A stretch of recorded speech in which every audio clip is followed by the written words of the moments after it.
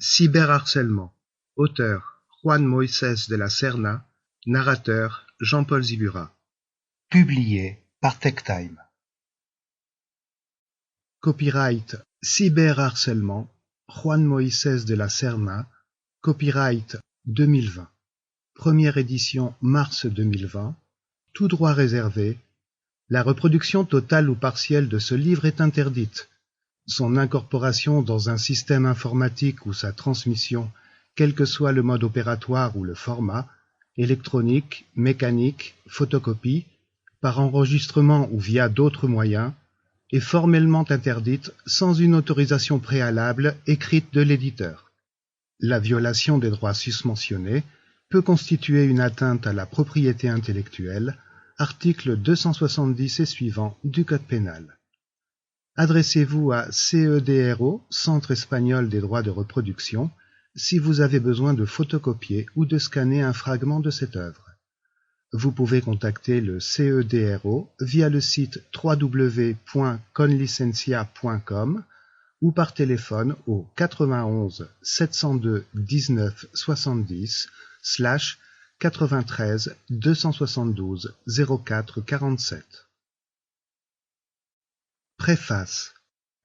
Le cyberharcèlement est une forme moderne de harcèlement pouvant prendre pour cible n'importe qui, mais la situation devient particulièrement préoccupante quand il s'agit des mineurs.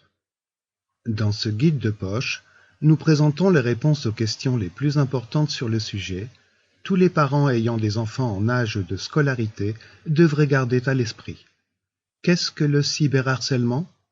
Comment le cyberharcèlement nous affecte-t-il ? Peut-on prévenir le cyberharcèlement ? Et surtout, que faire si notre enfant est victime de cyberharcèlement ? Découvrez toutes les clés du cyberharcèlement grâce aux résultats des dernières recherches psychologiques sur le sujet. Dédié à mes parents. Index. Préface, page 3. Remerciements, page 7. Avertissement légal, page 8. Chapitre 1. Introduction au cyberharcèlement, page 9. Chapitre 2. Qu'est-ce que le cyberharcèlement, page 14. Chapitre 4. Symptômes du cyberharcèlement, page 30. Chapitre 5. Conséquences du cyberharcèlement, page 33. Chapitre 6. Que faire face au cyberharcèlement, page 36. Chapitre 7. Intervention thérapeutique du cyberharcèlement, page 45. Chapitre 8. Est-il possible de prévenir le cyberharcèlement, page 53. Chapitre 9. Le cyberharcèlement des enseignants, page 56.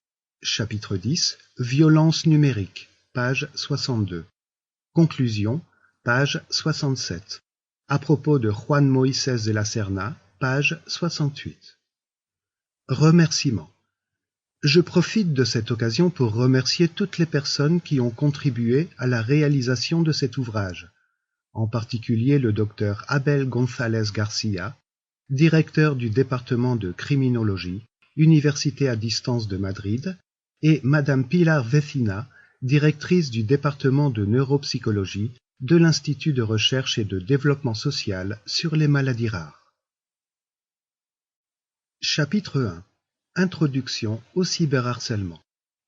Vous avez sûrement entendu dans les médias que de plus en plus de jeunes sont impliqués dans des affaires de harcèlement par le biais des médias numériques, en raison de son usage généralisé, mais surtout de par l'anonymat du réseau. Le cyberharcèlement est une situation d'humiliation, de chantage, voire même de vexation d'un ou de plusieurs individus envers un autre. Cela peut survenir depuis une différence, comme être plus grand, plus gros, d'une équipe de football différente. Si l'on se penche sur les résultats fournis par Google, les tendances de la recherche sur le terme de cyberharcèlement, avec ses multiples significations dans le monde depuis 2004 jusqu'à 2017, nous pouvons constater que les premiers pays à s'en préoccuper sont les Philippines, suivis par l'Australie et la Nouvelle-Zélande, avec en 7e place les États-Unis. L'Espagne se situe à la 36e place sur les 45 pays qui composent le résultat de Google, la dernière position étant occupée Sample complete. Ready to continue?